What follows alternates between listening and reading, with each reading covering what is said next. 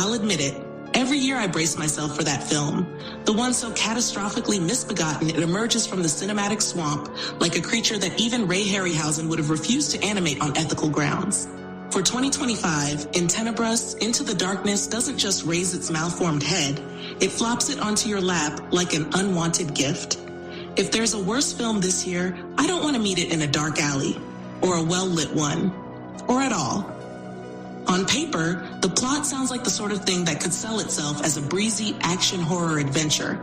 A plucky family troupe ventures into the Rock of Gibraltar with a treasure map, seeking forgotten Nazi gold. Naturally, this gold is cursed, because in cinema, Nazis always leave behind either gold, curses, or the odd glowing artifact that hums ominously. This particular stash is also doubling as the prison of an ancient evil, the sort of entity that gets capital letters purely from self-importance.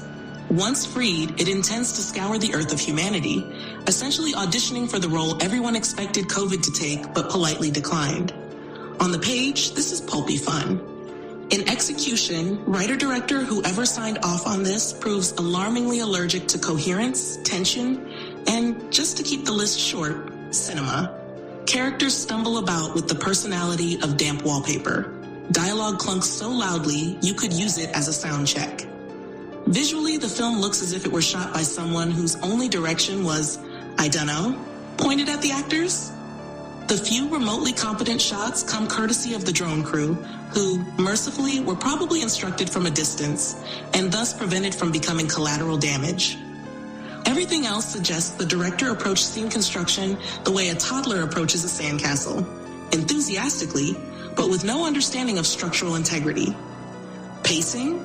Think trudging through cold custard. Attempts at excitement arrive in the form of bargain basement lighting tricks and camera swoops we've all seen before, but never quite this. Defeated.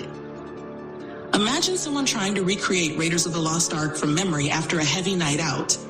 That's the aesthetic. Which brings us to the cast. Michael Paré and Costas Mandylor, two actors who absolutely know better, turn up here like men fulfilling the world's most unfortunate dare. Paré at least tries, bless him. He's the only one who seems even slightly awake, standing out like a lone professional who accidentally wandered into the wrong film set and decided to make the best of it. Mandylor, meanwhile, wears the expression of a man who has not only read the script, but accepted the stages of grief in rapid succession.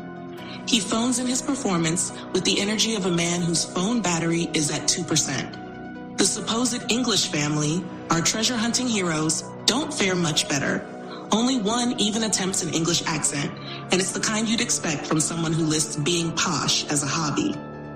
His brother makes no attempt to hide that he's as American as a 4th of July corn dog, and the sister's accent wanders so widely it should be reported missing. Only the head adventurer brings anything resembling personality. The other two could have been replaced by cardboard cutouts and AI voice clone dub-overs, which honestly might have improved the delivery. It's a shame, because action horror adventures can work wonderfully when handled by someone who knows their craft. Give this premise to James Wan, Neil Marshall, or even the ghost of Don Siegel, and we'd have something atmospheric, punchy, maybe even frightening. What we get instead is a film so catastrophically unscary that even the ancient evil feels underwhelmed by its own existence. You can almost sense it wishing it could escape into a better movie, any movie. At one point, I half expected it to mutter, "We're gonna need a better script," in weary homage to a certain famous shark flick. By the time the credits rolled, I felt as though the universe owed me an apology. Not a big apology, just a polite note acknowledging the emotional distress. The whole thing is cinematic manure, and not even the nutrient-rich kind gardeners cherish. This is the stuff you dispose of wearing gloves and a regretful expression. If you see In Tenebras, Into the Darkness looming on your streaming menu, walk, no run, to the opposite side of the digital street. It's currently lurking on Prime Video like a cursed relic, waiting for unsuspecting victims. Do yourself a favor and let it wait forever.